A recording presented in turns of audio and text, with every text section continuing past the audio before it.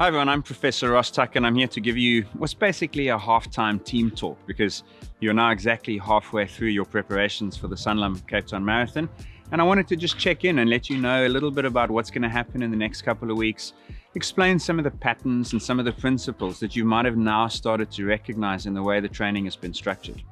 And the first of those, very importantly, is that you'll have noticed that the way the program is structured, we do 1 or 2, sometimes 3 weeks where we build, we add distance, we add speed, we add reps, we add kilometers to your long run. And then there's a week where we bring it back. So it's kind of sometimes 2 steps or 3 steps forward, 1 step back.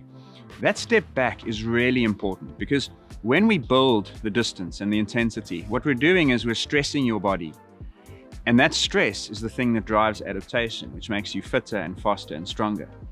But we also need to give your body some time to adapt and give it 1 week off, basically. Now, it's not an entirely off week. You still are going to run. It's just your long runs are shorter, your medium distance runs in the middle of the week are shorter, the speed work is less intense.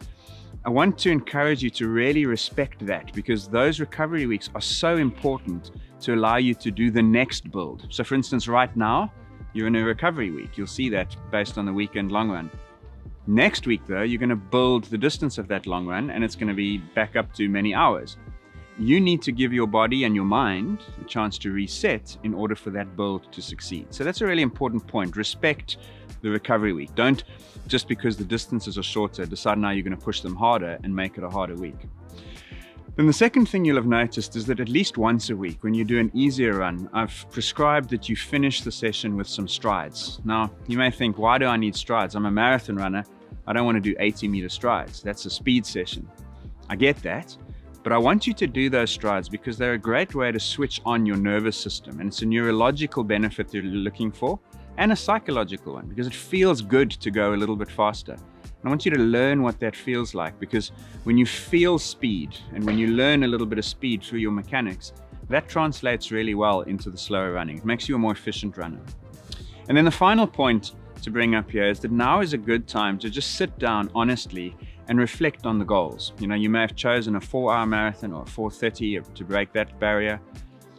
You're halfway through training, and so in theory now you're on your way to the start line. You've made the turn and you're heading for the race. If things are not going exactly to plan, don't bully yourself and pressurize yourself into sticking rigidly to something when it may not be working. Take a step back, be patient, maybe give yourself 2 weeks of slower running, shorter running, just to see if you can get the mind and the body to catch up. But don't be so rigid about the initial goal that was set 8 weeks ago, knowing that you've still got 8 weeks. You can make little changes. And I'm not saying that to discourage you, I'm saying that because I don't want you to push beyond your means and then accelerate, for instance, injury, illness, and overtraining. So that's really important. Other than that, as I mentioned, we're in a sort of fallow week this week, less training, less distance. Next week we build. So be patient, the build will come.